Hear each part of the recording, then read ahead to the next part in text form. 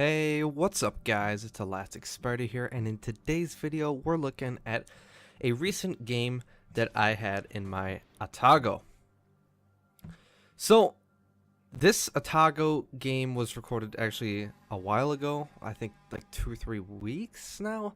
So it's been a while, but yeah, it's a great game nonetheless, and it's been a while since we've had some Atago gameplay on our channel, so it kind of fits the mood or the schedule, I guess you could say.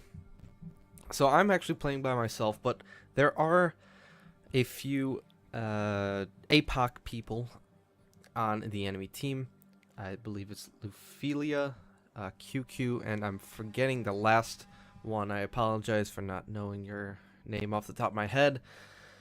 But in any case, there's a few APOC guys on the other team. And so that just makes it all the more difficult. But I do like a challenge from time to time. So quickly, let's go over my consumables or my captain perks. So captain perks, priority target. Then I run with expert marksman, superintendent for the extra heal, and then concealment expert. Then I go adrenaline rush, and I believe demolition expert because it's a Japanese cruiser. And then I believe I have for competitive play, I believe I've got the IFHE perk on, so that does help me a little bit with German battleships, I think. And in general, it does help certain ships a little bit, I think. Don't quote me on that, but in any case, IFHE is not a horrible perk, and even if I don't take much benefit from it here, you know, it's only a 1% fire chance reduction, which really isn't all that big of a deal. So that was my captain perks. My upgrades, I have the first one is main armaments modification 1, then accuracy. Then I've got damage control system, the one that reduces flood and fire by 5%, 3%, or something like that. You guys know which one I'm talking about. It's on screen now. And then steering gears, and then concealment systems. Just because, you know, concealment's nice, and you can get it down to, I believe it's 9.1 for the Atago. I can't actually see. It looks like 9.1. But speaking of great concealment, this one of the DDs decided to push into C. Our DD smoked. My torps were going right in there, and I actually managed to get a nice kill with my torpedoes. Lufilia gets spotted. I get a nice one hit on him. Wish it was a little bit more damage than that, but I'll take whatever I can get. He gets spotted again. My guns are reloaded. Shoot my salvo off. Cap is almost capped. Nice hit on Lufilia. Let's see if I can't manage to cap this thing. But I need to get moving. I'm in a bad position. If any of those battleships point their guns at me, I could be dead very, very quickly. So, oh, that was the other APOC guy. Thai ball, it looked like, or Thai bait. So he's the third APOC guy. So 2 destroyers and 1 battleship. So starting my kiting run on QQ and the rest of their team, and you know, just kiting. The Atago is actually, excuse me, quite strong when kiting. Oh, apologize for that. Get a nice fire on QQ, and yeah, one of the reasons why the Atago is such a good kiting ship is because, one, it does have the heal, which does increase its survivability quite a bit, but the torpedo angles as well make it a very good ship to kite with. Additionally, the good concealment 9.1, it makes it really good if you need to get if you need to stop shooting at a target and actually disengage, because for whatever reason, whether it's positioning or whether it's survivability one, you can very easily do that. And the Atago is actually extremely hard to hit when you're sitting at 10, 11, 12 kilometers and you're sailing away, especially for an enemy cruiser. Battleship, it's sometimes a little bit easier, but the Atago has such good rudder shift and such good maneuverability that it is always a little bit hard to hit the Atago when it's kiting. So, planes are coming in. I activate my defensive fire, and of course focus the torpedo bombers. I could really care less right now about the dive bombers. They're gonna hurt, but they're not gonna hurt. They're gonna hurt a lot more than these torpedo bombers. And of course, my defensive fire screws me a little bit, but I take pretty minimal damage. 6,000 damage is not a lot. And I believe I didn't even get a flooding there, so I guess you could say a bit of a waste, but I'm trying to actually go undetected here, and these planes are making it very, very difficult for me to go undetected and not get citadel. You can see there are 3 ships looking at me. Don't know who it is. I get set on fire again. AP shells coming in, more AP shells coming in. Ooh, could have been very, very bad there. So 5 people are aiming at me now. At this point, I'm thinking like, oh gosh, I'm going to be dead here. This is going to be the end. I haven't done much, and I'm dying way too early. But again, kiting is one of the Atago's strong suits, and again, the maneuverability. QQ shot at me. He's a very good player. I haven't seen him in his battleships, but as a destroyer, he is a exceptional destroyer player, and I take it he does have some very good capabilities in a battleship. So again, my ship just helped my survivability by outmaneuvering his shells and not worrying about taking damage from him. So again, concealment is very, very good, so I can get out of this. Granted, there is a smoke screen between me and this Montana, but still, I am able to do these sort of things because of the power of the Atago. Of course, I can heal almost all of the damage I just took. So at this point, they have C and A. They are contesting B, so it's already pretty close. We've already lost 3 ships. Our carrier has died, as well as an Iowa and a Kagero, so this is already a bad sign. At this point, I didn't really notice that our carrier died, or that he died, or what he died from, rather. Then I look back, and then I don't see my CV anymore, and I'm wondering, where the hell are these torpedoes coming from? So as the Shimakaze kills my Yamato, I realize that there's a Shimakaze behind us. So I'm going to go help this Fletcher, because most likely the Shimakaze went through A, and just all the way up, torpedoed our Iowa that's sitting in sector F34, and then he just killed our carrier, and now he just killed our Yamato. There he is. He gets spotted. I'm helping my Shimakaze buddy, because Shimakaze kiting any ship can be very, very deadly. I know in my Yugumo, I actually have a lot of success kiting U.S. destroyers and very easily winning them. I've fought Gearings kiting and won. I've fought Fletchers and won. I've fought Udaloys and won in my Yugumo.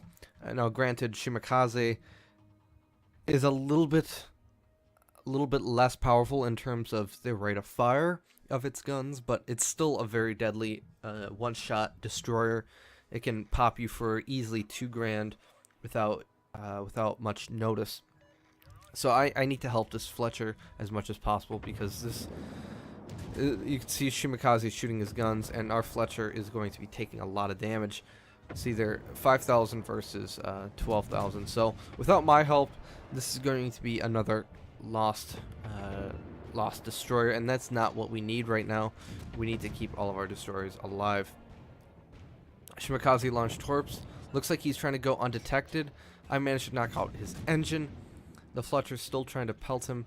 I'm hoping that the Fletcher would just spot for me instead of trying to shoot his guns and trying to kill him. That way I can focus on killing the Shimakaze, and he can get some spotting damage and really not be worried about getting losing a lot of his hit points. But the Shimakaze looked like he potatoed pretty hard, and our Fletcher actually managed to get him with torpedoes. So While me and my Fletcher buddy are out of position, we did take out a crucial ship that really would have killed our entire fleet. So now our Ognivoy is capping A. Our Shimakaze looks like he might try to get on C, but we're losing B very quickly.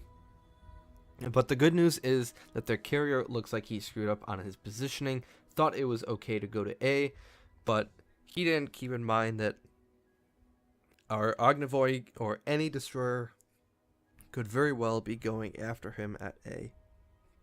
So our other Fletcher goes down. At this point, it's almost impossible to win.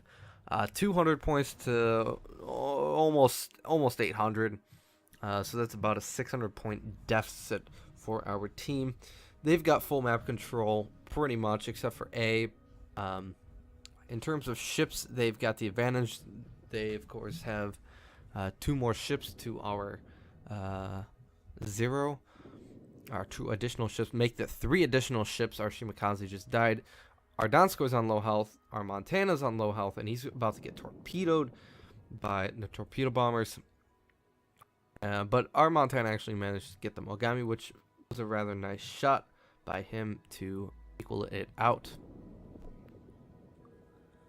So again, we're still in a bit of a pickle here, but again, like I said earlier, misplacement by their carrier, and yeah, it looks like they are going to lose their carrier. QQ trying to cap the Bravo objective, and I'm having none of that. You can see by the mod that I've got installed, Aslan's mod. If you guys don't know, I run Aslan's mod mainly for you guys. I also run the navigator for you guys just to see how I am shooting. I really don't need this, but it's mainly for you guys. So yep, I'm just nailing him, getting some defend ribbons and racking up some damage. So he's at a full stop. You can also tell this by the smokestack, but it's a little bit harder when he's when he's front and back to you. You can also tell by hitting torpedoes if you got torpedoes equipped. Get a second fire on QQ. So I'm just waiting here to kill him. Our Montana actually kills their Kutuzov, which was a very nice play. Now he's got 2 battleships and looks like probably 2 destroyers coming his way as well. QQ's shells coming in again. The very good maneuverability that I spoke of earlier helped me out there. Dodged some shells, but unfortunately our Montana does go down. But you guys can see there, again, QQ's a very good player, but Atago can swing its butt out, pop its shells like I'm doing now, and then swing back to the right as soon as shells are coming in from enemy battleships. So that is something that's very nice. QQ's almost dead. A few more shots, and then he should be down. Looks like I'm not getting very good RNG. Maybe the Ognivoy will take the kill. Not yet. Again, QQ shoots at me. Not a bad shot, but my HE managed to get him. Yamato shoots at me. Again, I don't know if IFHE actually really helped me there. It's very possible that it did. I take minimum damage from the Yamato, which was very surprising. Most of the time when I'm in that position to a battleship, I'm used to getting outright deleted. So we managed to pull this back. We were in a pretty bad spot, but we're still in a pretty bad spot. We have 2 casts, which is good, but we are still down 300 points. And we've got no battleships, but they also have no cruisers. So our cruisers can actually just sit at range and basically pelt their battleships to death. That's basically what we're doing. A very nice salvo. Unfortunately, the HE penetration on the Atago is not the best, so a lot of those actually didn't penetrate. Had those all penetrated, that would have been a stellar salvo. Let's see if the follow-up salvo can set a fire. Yes, it does. And even though I don't do all that much damage from the salvo, I get a fire, which is very, very important. That's going to cause him to either burn his damage control, or he's going to face the consequences of burning it earlier. His shells are coming in. Again, Atago's armor is not the best, but it manages in situations like that. and the Yamato goes down from my shells. I was hoping to turn around completely here, but these torpedoes from X-Tybal, I believe his name was, yep, X-Tybal, he managed to launch some torpedoes, but fortunately for me, I managed to dodge them all. But I'm still in a pretty poor position here. Bismarck is okay shooting HE. Maybe I'm not in as bad of a position as I thought. Looks like he also has a HP pool. Ophelia is sailing straight. My torpedoes force him to actually go straight. Our Ognavoid kills their Z-46. And I get one hit. Can I finish him off? Uh-oh, torpedoes are gonna come in. Bismarck's shooting HE at me. I kill the Yugumo. I'm gonna take one. Can I take it? Yes, I can. Instant repair. No chance of me flooding there. I hit that R button as fast as I frickin' could. I thought I was dead, but the Bismarck focused his fire to the Ognavoid. So I just managed to dodge a bullet right there. Dodge a bullet and a half, I would say. So, okay, I thought the Bismarck had 69,000. So maybe he doesn't have the what is it? The captain perk that increases health. The name is escaping me right now. Survivability expert, I want to say. Doesn't look like he's got that. But on 686 health, I've got no heals left. I've used all of them, but I've done a lot in return. Oh boy. Could he get a solo warrior? We managed to bring the points back, but unfortunately our Ognavoid goes down. He's 1/4 of the way to his solo warrior. And again, a lot of our ships are actually on very low health. You can see I'm one secondary shell away from being dead. So have to be very careful here. Again, 2 minutes left here, so it is going to be a very close one, down to the wire for sure. I tell my Fletcher to stay about 10 kilometers away. I say that so that Hydro doesn't get him. He doesn't get well, Hydro's not going to get him because at this point, the Hydro is like 4 kilometers or something. It's the nerfed Bismarck Hydro. So that's not going to kill him. If the Fletcher, for whatever reason, which I doubt that he has a really crappy captain and has no concealment, he's still good to about 7. If he does have those captain perks, then he will have 5.8. I just tell him to stay at 10. Again, sorry about that. He can very easily torp at 10 kilometers. Fletcher has 10.5 kilometers torpedoes. I launched my torpedoes down that channel, but again, Bismarck probably has his Hydro up. Spots the Fletcher's torpedo. I'm so mad at this Fletcher. He is putting our team at risk right now, and he doesn't even manage to land our torpedo. So this is not good. Our Donskoy is again playing a little bit ballsy as well. I was hoping to stay keep the island between myself and the Bismarck. I am failing at that right about now. Looks like our Fletcher's about to go down due to fires. So not a very smart move on his part. But fortunately for me, my very good concealment is able to get me through it. Our Fletcher buddy goes down. And that was really close because if the Fletcher didn't... it's still really close. If the Fletcher hadn't died, this would have been a secure win, but our Donskoy finishes off that Bismarck. Alright guys, so looking at the screenshots here, we nearly lost that match, but we ended up winning.